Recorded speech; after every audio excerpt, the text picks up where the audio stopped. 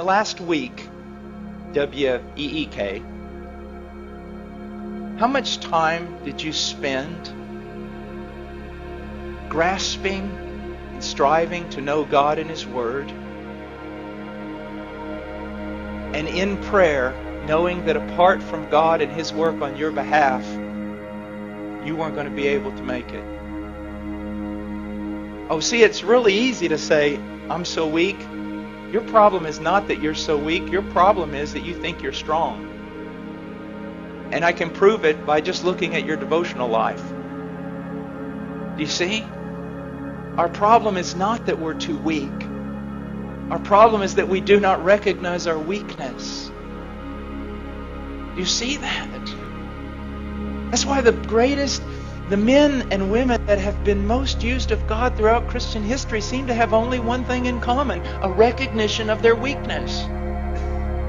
Now, here's what I want to show you, and it's so, so important. Weakness is not a hindrance to power. Weakness is the catalyst to spiritual power. The problem is wrong response. So first of all, you need to recognize something. Everybody's weak. Everything that is demanded of you in the New Testament is absolutely impossible for the natural man. There you go. So now everybody's on the same level. Me, you, Spurgeon, John Piper, all of us, everyone's weak. That's it. Now you can't use weakness as an excuse anymore because everybody's just as weak. No one can do this stuff. No one. So there you go. We're weak.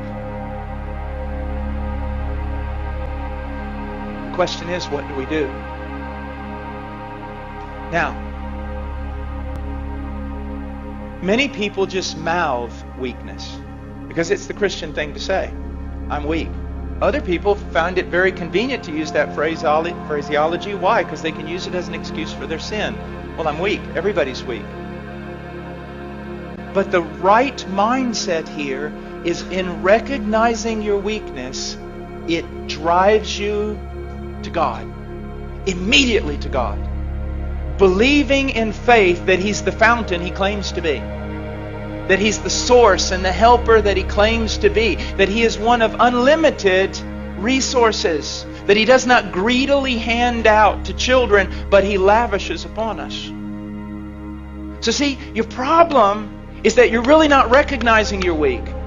Or you recognize you're weak, but you just stay there in your weakness. The thing is, your weakness ought to drive you to God every time. But here's the problem. Let's enter in with your heart condemning you and Satan helping your heart condemn you. See, I have found so many people. I saw someone last night and I dealt a long time with them. Precious little girl. She recognized her weakness. She recognized her frailty. She recognized her sin. She recognized there were some things in her life she couldn't overcome right now. But here was her problem. She would see her sin, and because of the work of the devil and sometimes our own heart condemning us, she would put herself in the penalty box every time that she sinned. Well, you can't go to God right now.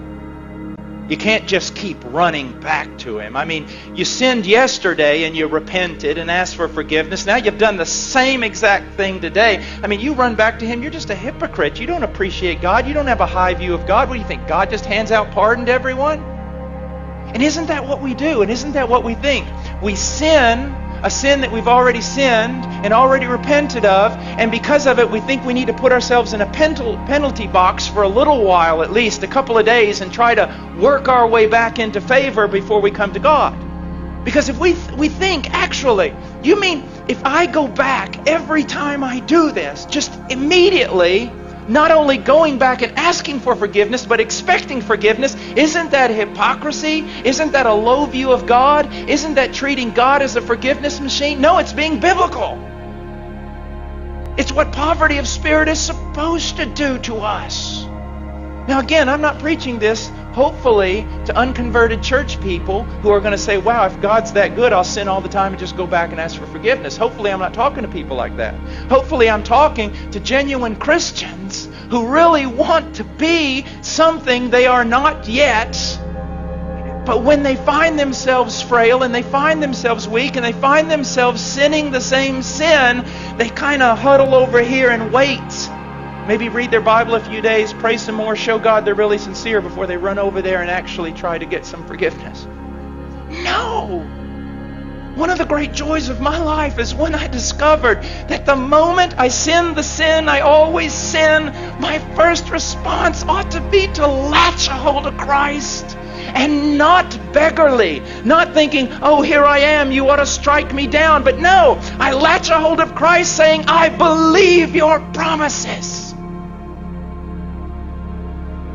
I am in a different realm. I am free. I am a saint. I've been moved out of Adam and condemnation and law. All of it was paid for on that tree. When He died, He knew all of it.